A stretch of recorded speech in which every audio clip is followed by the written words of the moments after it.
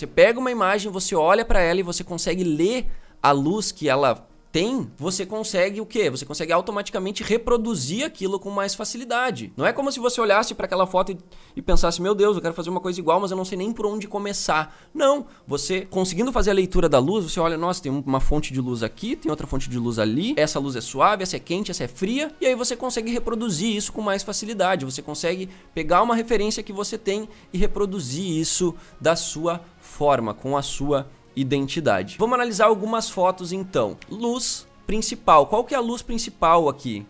É a luz que incide tanto na modelo quanto no fundo. Nesse caso aqui é uma luz suave. E aí você precisa entender a diferença entre luz suave e luz dura. O que determina a suavidade da luz é basicamente o tamanho da fonte de luz e a distância dessa fonte de luz em relação a modelo. Então, nesse caso aqui, a fonte de luz é a luz do dia, certo? Só que é um dia nublado, e quando a gente tem um dia nublado, o céu inteiro é coberto por nuvens e automaticamente essas nuvens funcionam como uma espécie de difusor que difunde a luz do sol e essa luz passa então a ter um tamanho muito maior, né? Já que quando o dia é nublado, o céu todo está nublado, todo o céu passa a se tornar a fonte de luz, por isso que a luz fica suave, essa luz ela é difundida. Nesse caso aqui, eu tenho uma sombra muito suave, olha só como a transição de luz e sombra embaixo do queixo aqui, que é um lugar crítico, né? Quando a gente usa a luz dura, fica desenhado aqui. E aqui embaixo do nariz também, a gente não tem aquela sombra desenhada, então isso daqui é uma luz suave, certo? Isso daqui já é uma luz dura. Tá? Já é uma luz dura, é a luz do sol incidindo diretamente, criando essas sombras muito detalhadas, muito nítidas e também muito intensas, né? A gente tem sombras muito intensas quando usamos a luz dura. E aí as sombras elas ficam marcadas, assim, elas ficam super definidas, olha só. Aqui também, ó, lado esquerdo do rosto, olha só como ali no olho já quase cortou o olho ali e deu o lado esquerdo inteiro bem escuro. Claro que se você posicionar bem fica legal. Essa é uma luz que tá boa. Por quê? Porque ela tá iluminando bem o rosto. A sombra, apesar de estar bem intensa aqui, bem marcada, ela quase tá cortando o olho. Ela não chega a tá cortando, ela não chega a tá criando uma estranheza. Mas ela tá no limite ali. Então essa daqui eu já considero uma luz boa. Ela ilumina bem, apesar de ser dura. Mais um exemplo. Luz de contra, tá?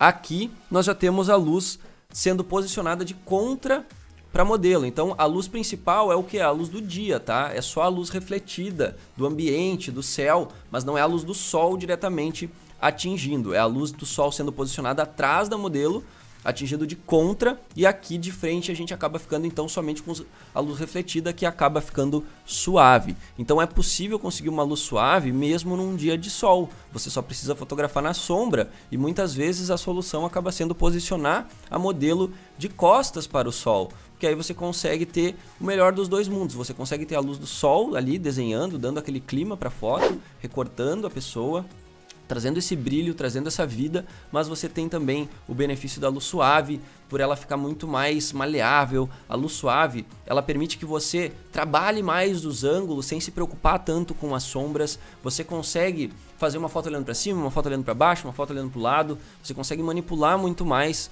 a direção da imagem ali por conta dessa flexibilidade. E olha só, outro ponto que eu já comentei aqui, como é interessante a gente analisar a proporção de luz do fundo para a luz principal.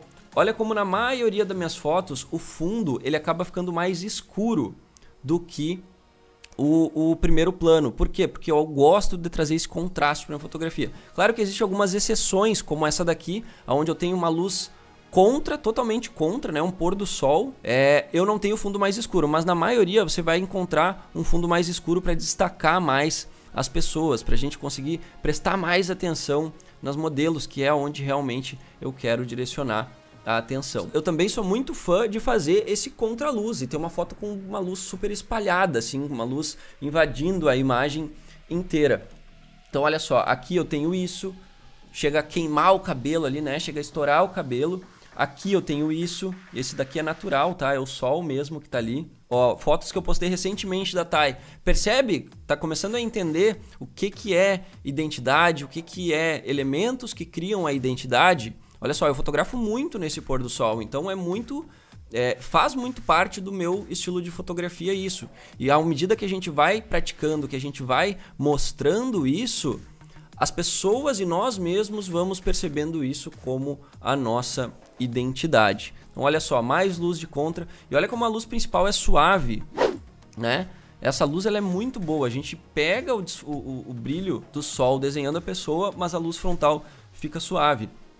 E aí eu consigo saber, ó, pelo reflexo da luz nos olhos, que a luz é praticamente natural, né? Praticamente pelo reflexo eu consigo descobrir. Claro que existem outros elementos que influenciam, mas eu consigo descobrir pelo reflexo da fonte de luz, ó, que é uma luz natural. Não tem nada, não tem um rebatedor redondo ali, não tem um flash deixando aquilo bem definido ali, né? A gente tem simplesmente um risco branco que é referente ao céu que está lá atrás. Então analisar o catch light das fotografias é muito interessante, o reflexo da fonte de luz. Olha só como o formato aqui, ele não é um formato geométrico, né? É um formato aleatório, porque é o fundo sendo refletido. Agora olha como que interessante quando a gente tem um flash aparecendo junto. E aí lembra que eu falei, ó, um elemento aqui, uma coisa importante é analisar se a luz ela é natural ou se ela é artificial. Como que eu descubro isso? Analisando o catch light, analisando a luz na pessoa, a gente consegue identificar. Olha só, isso aqui é uma foto com luz natural e eu fiz uma foto com flash também nesse ensaio aqui. Olha a diferença, você tem que olhar para essa foto, você tem que identificar, nossa, aqui tem um flash, ó, aqui não tem um flash, a característica da foto sem flash ela fica assim, um pouco mais apagada. Por mais que na edição você consiga trazer muito disso, a foto com flash ela fica um pouco diferente. Não estou dizendo que é melhor nem pior, estou dizendo que você precisa aprender a ler isso. E olha só como que eu consigo identificar isso muito fácil, analisando o reflexo da fonte de luz no olho. Olha como brilha mais o olho, como tem uma luz a mais ali. Olha só, reflexo da fonte de luz no olho, luz natural, tá? Luz natural. Vamos ver essa daqui. Ó, essa daqui já tem um reflexo forte e eu tava aqui com um LED apontando. Aqui a gente tem duas luzes completamente diferentes. Olha só, aqui eu tenho uma luz fria no fundo e uma luz quente na modelo. E aí a gente consegue esse contraste de cor somente com luz, né? Claro que tem um trabalho de colorização aqui, mas a foto original ela já era assim, ela já era azul no fundo e a modelo com o tom mais quente, né? Então mais um ponto a ser analisado aqui, ó, a temperatura da luz das fotos que a gente gosta. Ó, luz artificial, luz interna, ambiente interno com luz artificial, misturando também luz quente com luz fria. Olha só que interessante que a gente consegue fazer. Olha como a foto ela ganha uma colorização só pela luz que ela tem, né? E aí muitas vezes você tá lá se debatendo, querendo fazer uma foto que você viu no Instagram, tentando fazer isso na edição e é uma questão de luz. É uma questão de fotografia que você precisa trabalhar na hora de capturar a imagem, não na pós-produção. E é muito importante você analisar uma fotografia e entender o que foi feito em cada momento, para você saber o que cabe à edição e o que cabe à captura da fotografia.